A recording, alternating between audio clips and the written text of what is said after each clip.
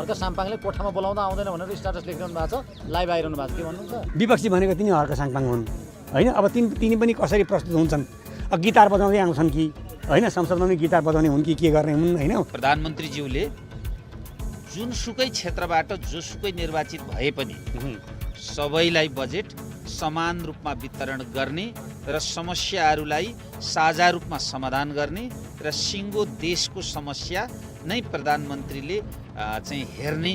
ओली पक्राउ पर्नु भनेको यो पक्राउ जो पनि पर्छ हेर्नु, अहिले ताल पर्यो भने गलत गर्नुभयो भने तपाईँ पनि पक्राउ पर्नुहुन्छ। यो चाहिँ मलाई लाग्छ यो हिस्ट्रीमै पहिलोचोटि भएको होला यस्तो। क्लाइमेक्समा भइरहेछ, जे हुनुपर्ने हो त्यही नै भइरहेछ, समाजले खोजेकै भइरहेछ। नि अब नगरपालिकामा भए छिटो हुन्थ्यो, अब त्यो देशकै समस्या त्यो हामी गर्न सक्दैनौँ, तर तत्कालीन जे समस्या छ त्यसलाई चाहिँ हामीले चाहिँ एकदमै सम्बोधन गर्नेछौँ भन्नुभएको छ। हतकडी लगाउन अब हामीलाई पनि मेरो पनि छानबिन गरेर भन्नु पर्यो प्रचण्डले, त्यो बाहिर सहयोग गर्छु भनेर हुँदैन। यी भाषाहरू हामीले धेरै हेरिसक्यौँ, यी राजनीतिक भाषाहरू नि। प्रधानमन्त्री पनि कुम नजोडेका हुन्, यथार्थ भन्नुपर्छ है। प्रधानमन्त्रीले पनि हेर्दै हुनुहुन्छ होला यहाँ होइन। प्रधानमन्त्री पनि कुनै पनि हिजोका राजनीतिक दल, हिजोका नेतासँग कुम नजोडेका व्यक्ति।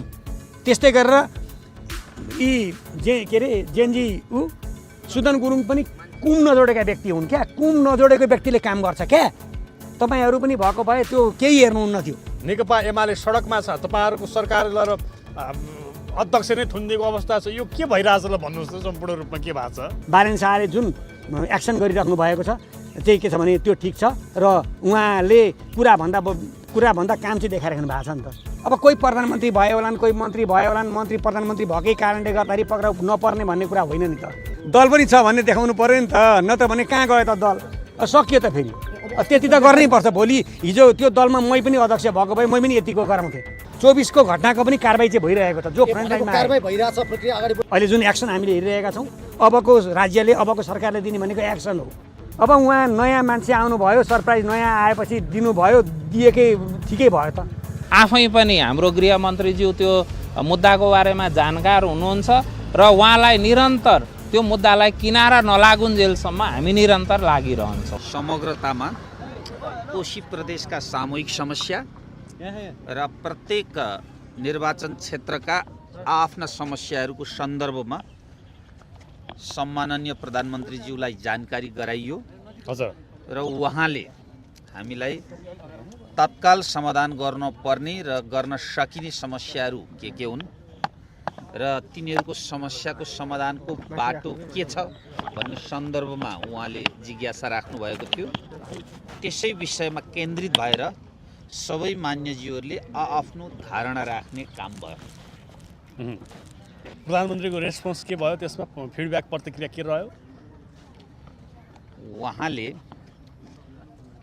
हामीले आफ्ना निर्वाचन क्षेत्रमा भएका समस्या र समग्रतामा सामूहिक रूपमा कोशी प्रदेशका या एक जिल्ला अथवा एक जिल्लाभन्दा बढी, एक क्षेत्र वा एक क्षेत्रभन्दा बढीका समस्याहरूलाई राख्यौँ र तिनीहरूलाई प्राथमिकताको आधारमा हामीसँग सानो बजेट भएकाले बजेटको आधारमा प्राथमिकता निर्धारण गरेर छिटोभन्दा छिटो समाधान गर्ने सन्दर्भमा उहाँको विचार रह्यो र उहाँले यदि यी समस्याहरू काठमाडौँ महानगरपालिकामै हुँदाका परिस्थितिमा केही थिए भने र यसरी छलफल भएको थियो नि विदिन 7 डेजमा नै समाधान गर्न सकिने परिस्थिति बन्थ्यो।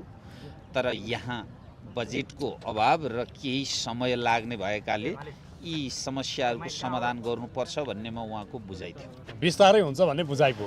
अब अहिले सत्ताधारी सांसद तपाईँहरू सरकारमा हुनुहुन्छ, सरकार तपाईँहरू एकलौटी सञ्चालन गरिरहनु भएको छ।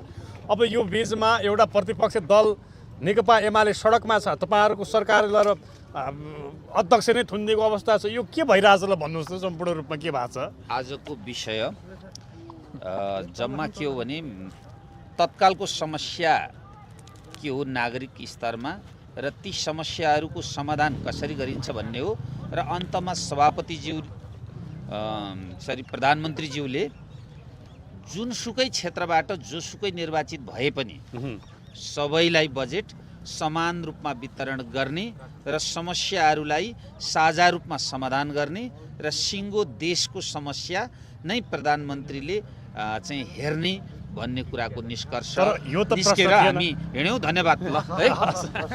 सरकार जाने नै एक्सनमा हो, जनमत दिएर पठाएकै एक्सनका लागि हो, काम देखाउनका लागि हो होइन।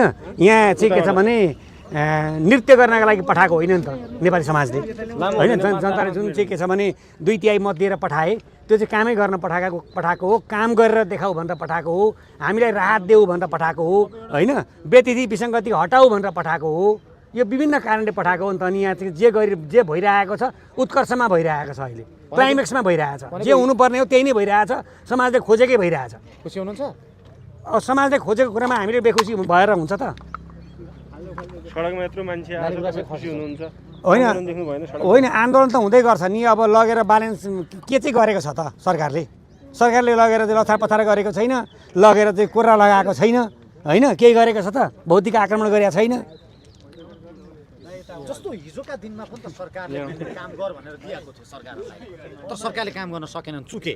तपाईँले भन्नुभयो हिजो के नृत्य गर्न दिएको थियो, त्यसो भए अब यस्तो उहाँले नृत्य त गर्नुभएको थिएन होला, त्यो चाल चाहिँ अलिक नृत्य जस्तै भएको थियो होला नि त।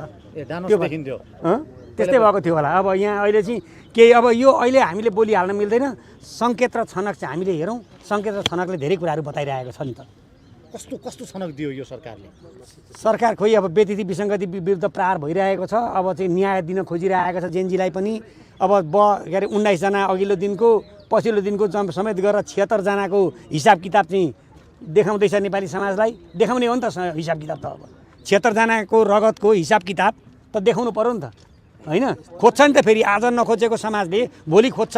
प्रश्न रहिरहन्छ साथीहरू, हेर्नु प्रश्न त यो निराकरणको लागि भइरहेछ क्या। पूर्व प्रधानमन्त्री केपी शर्मा ओली पक्राउ परे पछाडि अहिले जसरी एमाले वृत्तमा प्रतिशोधको राजनीति सरकार उत्रियो भनिरहँदा, हुन त अदालती प्रक्रिया अब अगाडि बढेको छ। तपाईँ एउटा कानुनको स्टुडेन्ट भएका कारणले सोधे, के हो यो? तपाईँको आँखाबाट के देख्नु भएको छ? कानुनको आँखाले के हो? ओली पक्राउ पर्नु भनेको यो पक्राउ जो पनि पर्छ, हेर्नु अहिले ताल पऱ्यो भने गलत गर्नुभयो भने तपाईँ पनि पक्राउ पर्नुहुन्छ होइन। यहाँ चाहिँ के छ भने यो पक्राउ पर्ने यो नपर्ने भन्ने कुरा होइन। अब कोही प्रधानमन्त्री भयो होलान्, कोही मन्त्री भयो होलान्, मन्त्री प्रधानमन्त्री भएकै कारणले गर्दाखेरि पक्राउ नपर्ने भन्ने कुरा होइन नि त। केपी शर्मा ओली व्यक्ति पक्राउ गरेको हो नि त, पूर्व प्रधानमन्त्री र मन्त्री प्रधानमन्त्रीलाई पक्राउ गरेको होइन नि त। प्रतिशोध भयो भनिरहनु भएको छ उहाँहरूले। अब प्रतिशोध त राजनीति भाषा हो नि त्यो जसले पनि भन्छ, मैले पनि भन्छु, जो पनि भन्छ, तपाईँले पनि भन्नुहुन्छ होइन। सडकमा दलको अस्तित्व देखाउनु पऱ्यो नि त साथीहरू। दल पनि छ भन्ने देखाउनु पऱ्यो नि त, नत्र भने कहाँ गयो त दल? सकियो त फेरि, त्यति त गर्नै पर्छ। भोलि हिजो त्यो दलमा मै पनि अध्यक्ष भएको भए मै पनि यतिको गराउँथेँ, त गर्नै पर्छ, किनभने अस्तित्व देखाउनु पर्ने दिन आयो होइन। अस्तित्व देखाउनु आयो। अब यो देखाएन भने त यो लिमिटियन नभएर नि, जसरी मानिसको पुच्छर हरायो नि होइन, त्यसरी नै पार्टी नै हराउन सक्छ नि त। अनि कार्यकर्ता विचलित हुन सक्छन् होइन, यतातिर आइदिन सक्छन् होइन। यो हुन्छ नि त, राष्ट्रपतितिर आइदिन सक्छन्, बारेन भन्दै हिँड्न सक्छन्, घर भन्दै कुद्न सक्छन् होइन। समाज त्यही हो नि त, देखाउनु पऱ्यो नि त। अहिलेको समाजको चाहना नै त्यही हो, बिजनेस दिनु पऱ्यो नि त कार्यकर्तालाई पनि। कार्यकर्ता पनि बिजनेस दिनु पऱ्यो, फेरि कार्यकर्ता हराउँछन्। 24 गतिको घटनामा छानबिन भएन भनिरहेछन् क्या कार्की आयोगले। 24 गतिको घटना हेर्दै ल मात्रै हेऱ्यो भनेर भनिराख्यो। कसरी छानबिन हुँदैन? मैले नै बहस गर्दै गर्दाखेरि 3 जना मान्छे 24 गतेका आगजनी गर्नेलाई छुट्याइदिएको छ। 10-12 जना मान्छे अहिले पनि जेल परेका छन्। झापै जिल्लाको कुरा मात्रैको कुरा हो यो। देशभरि खोजौँ त 700-800 जना मान्छेलाई मुद्दा चलिरहेको छ। जो जलाउन फ्रन्ट लाइनमा आए नि, त्यो फ्रन्ट लाइनमा आउने मान्छेहरू अहिले पनि तपाईँको मुद्दा चलिरहेको छ त। हिजो पनि मलाई केस आएको थियो, लो हेरिदिनु पर्यो यो केसको लागि भनेर भन्ने कुरा आइरहेको छ। भनिसकेपछि यो 24 को घटनाको कारबाही राज्यले नगरेको होइन, यो भ्रम नछराउँ के साथीहरू। आजदेखि मैले यो भने कि 24 को घटनाको पनि कारबाही चाहिँ भइरहेको छ। जो फ्रन्ट लाइनमा कारबाही भइरहेछ, प्रक्रिया अगाडि बढिसकेको छ। अनि किन अदालतमा मुद्दा चलेर मान्छे जेल गइरहेछ, कति छुटिरहेका छन् नि, जेलै गइरहेछ मान्छे। अब प्रधानमन्त्री कार्यालय पृष्ठभूमि हाम्रो छ, तपाईँ अगाडि हुनुहुन्छ। विगतका सरकारहरूले जसरी काम गर्नुपर्ने हो खादामाला लाउँदैमा 100 दिन बिताउँथे, तर अहिले एक्सनमा जसरी गइरहेछ। अर्कोतिर विपक्षी दलका नेता हर्क साम्पाङले कोठामा बोलाउँदा आउँदैन भनेर स्ट्याटस लेखिरहनु भएको छ, लाइभ आइरहनु भएको छ, के भन्नुहुन्छ? अब त्यो भन्नेले भन्दै गर्छन्, त्यस्तै हो। अब बाहिरका हल्लाहरू होइन, त्यो हुँदै गर्छन्, त्यस्तै हो। हामी आउँदैन कोठे बैठकमा भन्नुभएको छ, त्यो हुँदैको कुरा हो। विपक्षी कस्तो पाउनु भएको छ अहिले? कुन विपक्षी? विपक्षी दलहरू। विपक्षी दल त हिजोका दललाई त म विपक्षी नै भन्दिनँ। हेर्नु तपाईँ हामीले नेपाली समाजले विपक्षी नै मान्दैन, कुरा त उनीहरूको सुन्दैन है। विपक्षी भनेको तिनी हर्क साङपाङ हुन् होइन। अब तिनी पनि कसरी प्रस्तुत हुन्छन्, गिटार बजाउँदै आउँछन् कि होइन, संसदमा पनि गिटार बजाउने हुन् कि के गर्ने हुन् होइन, मैले त भनिरहेको थिएँ। अब जसरी भए पनि अब उनले प्रतिपक्षको रोल गर्लान् यिनै कुराहरू हुन्। अब त्यही नै हो। अब अरू प्रतिपक्ष र प्रतिपक्षी त के हेर्नु, एमाले प्रतिपक्षी हेरेकै हो, काङ्ग्रेस प्रतिपक्षी हेरेकै हो है। अब हेर्ने भनेको नयाँलाई हो, हामीले सत्तापक्ष पनि नयाँ, प्रतिपक्ष पनि नयाँ हेर्नु। तर प्रचण्डजीले भन्नुभएको छ सहयोग गर्छु, यो गर्नु राम्रो हो, गर्नुहोस्, तर प्रतिशोध नगर्नुहोस्। मुखले भनेर हुँदैन, कामले गर्नु पर्यो सहयोग। हतकडी लगाउन अब हामीलाई पनि मेरो पनि छानबिन गरेर भन्नु पर्यो प्रचण्डले। त्यो बाहिर सहयोग गर्छु भनेर हुँदैन। यी भाषाहरू हामीले धेरै हेरिसक्यौँ। यी राजनीतिक भाषाहरू नि, यी छलछामका भाषाहरू, यी कुटनीतिक भाषाहरू, यी चाहिँ राजनीतिक चाहिँ के छ भने उसका भाषाहरू हामीले धेरै धेरै हेरिसक्यौँ। यस्ता भाषा अब बित्दैनन्। अब रोटी मात्रै सेक्यो, अब हेर्छ एक्सन हेर्छ। अहिले जुन एक्सन हामीले हेरिरहेका छौँ, अबको राज्यले अबको सरकारले दिने भनेको एक्सन हो। पुरा गफ र उखान टुक्का होइन, भाषण अनि के छ भने विद्वेष अनि गाली गरौँ होइन। अब एक्सन हेर्ने हो। बारेन शाहले जुन एक्सन गरिराख्नु भएको छ चाहिँ के छ भने त्यो ठिक छ र उहाँले कुरा भन्दा काम चाहिँ देखाइराख्नु भएको छ नि त। अब 30 मिनट भाषण गरेर प्रधानमन्त्री कुर्सीमा आएर बसिराख्नु भएको छ। 30 मिनटको भाषणमा कोही मान्छे प्रधानमन्त्री हुन्छ? अब बारेन शाह हुनुभयो त किन हुनुभयो भन्दाखेरि अब यस्ता भाषण चल्दैन। अब यही केटोले चाहिँ के गर्छ कि भनेर भन्ने हिसाबले ल्याएर यहाँ प्रधानमन्त्रीको कार्यालयमा चाहिँ नेपाली समाजले ल्याएर हालेको हो नि त। तपाईँ त आफै चुनाव पनि लड्नुभयो नि त, म पनि लडेकै हो। सोच्नु भएको थियो अब यो चुनाव लडेर यस्तो पनि हुन्छ भनेर? होइन, मैले त अब हिजो सङ्गठन विस्तार गरेर आउँदै गर्दाखेरि झापा 5कै उम्मेदवार हुँदै गर्दाखेरि, घन्टीकै उम्मेदवार हुँदै गर्दाखेरि केपी ओली लड्दै गरेको मैले चाहिँ के छ भने त्यो पुरै झल्झल्ती देखेको थिएँ। केपी ओली ढल्दै गरेको, लड्दै गरेको होइन। बिचमा जेन्जी आन्दोलन आएर अर्को आँधी आएर यो आँधीले कता पुर्यायो। म पनि कहाँ पुगेँ। म त अब केपी ओली 12 र 18 हजार ल्याउँदै गर्दाखेरि अब केपी ओली अब ढल्छन्, अब यसपालि चाहिँ म ढलाउँछु भनेर भन्ने हिसाबले लाग्दै गरेको मान्छे। त्यो आँधी जेन्जी आँधी आयो, आँधी आउँदै गर्दाखेरि मलाई पनि उडाएर लगिदियो। म पनि त्यसरी उडेको मान्छे हो होइन। तर यो परिवर्तन चाहिँ अवश्यम्भावी थियो। मैले त्यतिखेरदेखि नै भनिरहेको थिएँ परिवर्तन अवश्यम्भावी छ होइन। यो अब सुदन गुरुङजीले के भन्नुहुन्छ, गृहमन्त्री जुन एकपछि अर्को यो सरप्राइज दिइरहनु भएको छ नि? अब उहाँ नयाँ मान्छे आउनुभयो, सरप्राइज नयाँ आएपछि दिनुभयो, दिएकै ठिकै भयो त। अब कुम जोडेर हिँड्नु भएको थिएन चाहिँ हिजो मन्त्री प्रधानमन्त्रीसँग कुम जोडेर हिँडेको भए यस्तो एक्सन हुँदैन थियो। यी कुम नजोडेका प्रधानमन्त्री पनि कुम नजोडेका हुन्। यथार्थ भन्नुपर्छ है, प्रधानमन्त्रीले पनि हेर्दै हुनुहुन्छ होला यहाँ होइन। प्रधानमन्त्री पनि कुनै पनि हिजोका राजनीतिक दल, हिजोका नेतासँग कुम नजोडेका व्यक्ति। त्यस्तै गरेर यी के अरे जेन्जी सुदन गुरुङ पनि कुम नजोडेका व्यक्ति हुन् क्या। कुम नजोडेको व्यक्तिले काम गर्छ क्या। तपाईँहरू पनि भएको भए त्यो केही हेर्नुहुन्न थियो है। लु यसलाई हाल्ने अब जेल भन्ने कुरा मात्रै हुन्थ्यो। त्यस कारणले गर्दाखेरि धेरै कुम जोडेर हिँड्नु हुँदैन प्रतिपक्षीसँग, विपक्षी दलका व्यक्तिहरूसँग। किनभने भोलिका दिनमा उनीहरूकै विरुद्ध जानुपर्ने हुन्छ अनि जनतालाई डेलिभरी दिन सकिँदैन। डेलिभरी त यसले दियो नि त है। अहिलेको प्रधानमन्त्री, अहिलेका गृहमन्त्रीले डेलिभरी चाहिँ दिएका छन्, आशा दिएका छन्। खोजेकै यही थियो नेपाली समाजले। अब अन्तिममा भनिदिनुहोस् कुन फाइल खोल्नुपर्छ? विगतदेखि तपाईँ कालो कोट बोक्दै तपाईँले पनि धेरै फाइल बोक्नु भएको छ, कतिपय ओपन भएनन्, कति ओपन गर्नु बाँकी छ, के भन्नुहुन्छ भन्नुहोस्? फाइल यो खोल्ने उखोल्ने भन्ने कुरो हुँदैन। यो एकदमै यो नेपाली समाजमा बिग्रिएको कुरो के भने फाइल भनेको जतिखेर पनि जसको पनि खोल्नुपर्छ। जतिखेर पनि जसको पनि गलत गर्ने बित्तिकै फाइल खोल्नुपर्छ। यो यसले खोल्ने उसले नखोल्ने यस्तो पनि काहीँ हुन्छ? यो अख्तियारलाई म भन्छु यस्तै अख्तियार हो भने यो अख्तियार अस्ति जलाइदिनु पर्थ्यो। कामै थिएन अख्तियारको होइन। फाइल त जतिखेर पनि खोल्नु पऱ्यो नि, जसको पनि खोल्नु पऱ्यो। अपराध गर्ने बित्तिकै खोल्नु पऱ्यो। आज मैले यहाँ कसैलाई कुटपिट गरेँ, हतकडी लगाउनु पऱ्यो होइन, अरूलाई चाहिँ कारबाही हुने। अनि नेताहरूलाई चाहिँ फाइल खोल्नुपर्ने, फाइल नखोल्ने, प्रभाव दबाव हुने यस्तो पनि काहीँ हुन्छ? राज्य यो हो, यो राज्य विहीनताको कुरा हो होइन। फाइल खोल्ने नखोल्ने कुरा होइन, फाइल खोल्ने नखोल्ने भन्ने कुरा राज्य विहीनताको अवस्था हो। यो राज्य छैन भन्ने कुराले बुझौँ यो कुरा चाहिँ। किनभने फाइल खोल्ने बित्तिकै मुद्दा चलिदिइहाल्ने होइन नि त। फाइल त सबैको खोल्नु पऱ्यो नि। फाइल स्वतः खोल्नु पऱ्यो क्या, आफै खोल्नु पऱ्यो, कसैको नियन्त्रण हुनु भएन। हस्, धेरै धेरै धन्यवाद अधिवक्ताज्यू। धन्यवाद। तर यस्तो राम्रो लाग्यो मलाई, एउटा प्रदेश वाइज जुन हाम्रो सम्माननीय प्रधानमन्त्रीले जुन बोलाउनु भएको छ, प्रदेश वाइज हाम्रो आफ्नो क्षेत्रको तत्कालीन समस्याहरू भन्नुभएको छ। यो चाहिँ मलाई लाग्छ यो हिस्ट्रीमै पहिलोचोटि भएको होला यस्तो। जस्तो के अरे क्षेत्र वाइज जस्तो कोशी क्षेत्रको सबै आफ्नो आफ्नो क्षेत्र नम्बरमा के समस्या छ भन्ने कुराहरू उहाँले जिज्ञासा राख्नु भएको थियो र त्यही विषयमा मैले नि सुरुवात गरेँ। र मेरो क्षेत्र नम्बर 2 मा चाहिँ एकदमै समस्या त धेरै छ। झापा क्षेत्र नम्बर 2 भनेको चाहिँ सुगमको दुर्गम हो र मैले विशेष गरी चाहिँ अहिले जस्तो बिरिङ खोलाको पुल, राते खालको पुल, जहाँ चाहिँ कयौँ बालबालिकाहरू पनि स्कुल जाँदा पनि मृत्यु भएको छ, बगाइएको छ।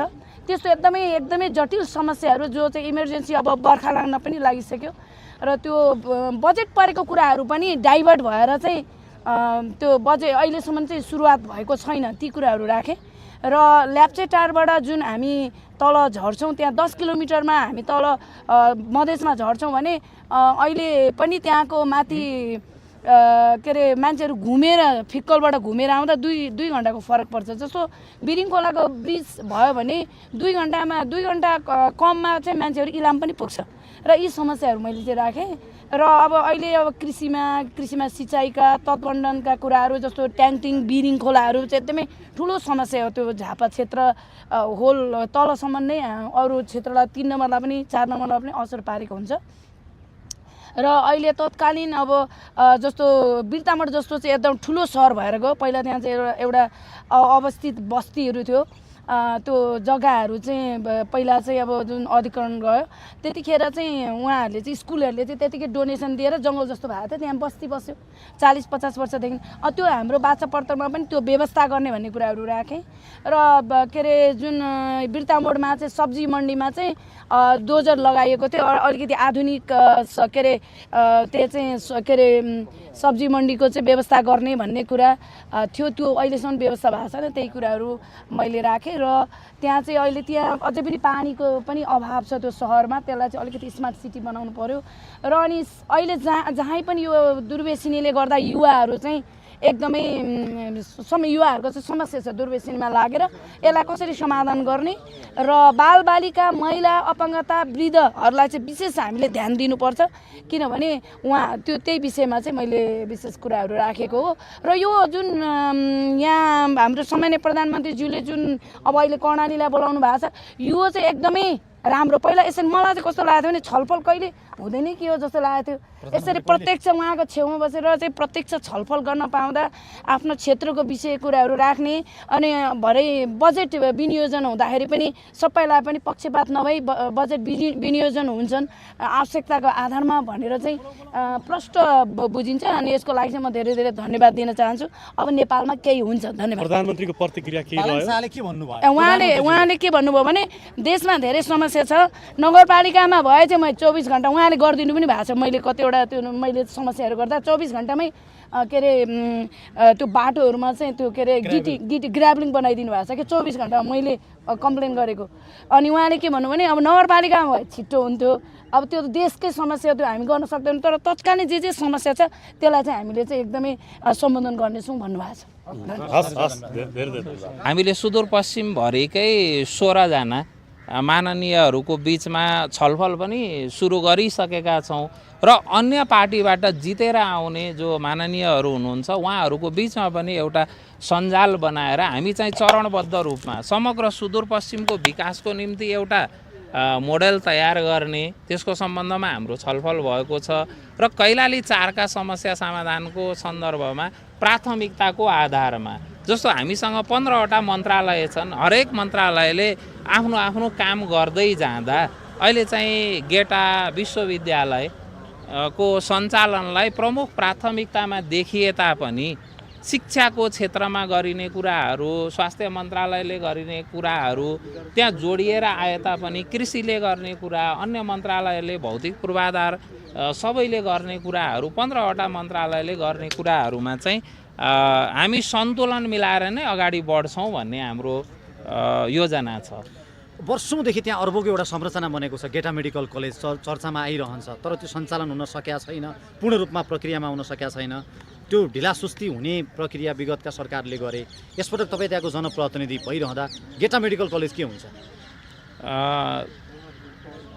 यही शैक्षिक सत्र भनौँ, आर्थिक वर्ष र शैक्षिक सत्र जोडेर हाम्रो योजना चाहिँ अबको फागुनसम्ममा MBBS को पढाइलाई सञ्चालन गर्ने र अहिले चाहिँ सामान्य खालको उपचार सेवा प्राप्त गरिराखेको अवस्था भए तापनि यसलाई चाहिँ पूर्ण रूपले सञ्चालनको प्रक्रियामा हामी अगाडि जाने भनेर हाम्रो बिचमा सहमति भएको छ।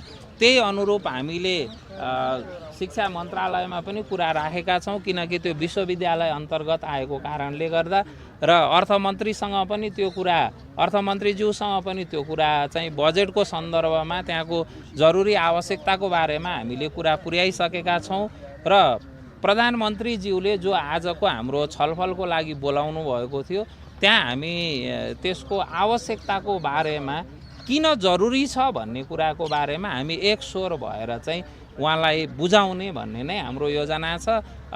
प्राविधिक कारणले गर्दा हाम्रो भेटघाट चाहिँ भोलि 11 बजे हुने भन्ने तय भएको कारणले गर्दा हामी सुदूरपश्चिमका समग्र समस्याहरूको बारेमा ताजमहलमा आउने विदेशी पर्यटकहरूलाई हामी त्यहाँको बढी मालिकासँग अपी सहिपालसँग कसरी जोड्न सक्छौँ र उनीहरूको बसाइलाई हामी 5-7 दिनसम्म राराताल हुँदै लम्ब्याउन सक्छौँ कि भन्नेसम्मको दीर्घकालीन योजनाको सन्दर्भमा पनि हामी अल्पकालीन जरुरी योजनाहरूको बारेमा पहिला छलफल गर्छौँ, जरुरी आवश्यकताको पूर्तिको बारेमा छलफल गर्छौँ भने हामी मध्यकालीन योजनाको बारेमा पनि र दीर्घकालीन योजनाको बारेमा समग्र सुदूरपश्चिमको समुन्नतिको बारेमा पनि हामी छलफल गर्छौँ भनेर हामीले त्यो खालको योजना बनाएका छौँ। सुदन गुरुङ गृहमन्त्री भइसके पछाडि एक्सनमा उत्रिनु भएको छ, यसलाई कसरी लिनु भएको छ?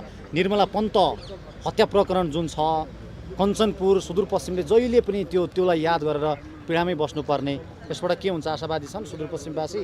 होइन, हामी आशावादी बन्नुपर्छ र विश्वस्त पनि हुनुपर्छ भन्ने लाग्छ मलाई, किनभने त्यो जघन्य अपराध हो। त्यो धेरै ठुलो अपराधलाई हामी सबै एक स्वर भएर त्यो खोज्नमा लाग्छौँ, तर धेरै पुरानो मुद्दा भएको हुनाले प्रक्रियागत रूपले समय लिन सक्छ, तर हामी त्यो मुद्दालाई ओझेलमा पार्ने पक्षमा छैनौँ। आफै पनि हाम्रो गृहमन्त्रीज्यू त्यो मुद्दाको बारेमा जानकार हुनुहुन्छ र उहाँलाई निरन्तर त्यो मुद्दालाई किनारा नलागुन्जेलसम्म हामी निरन्तर लागिरहन्छौँ।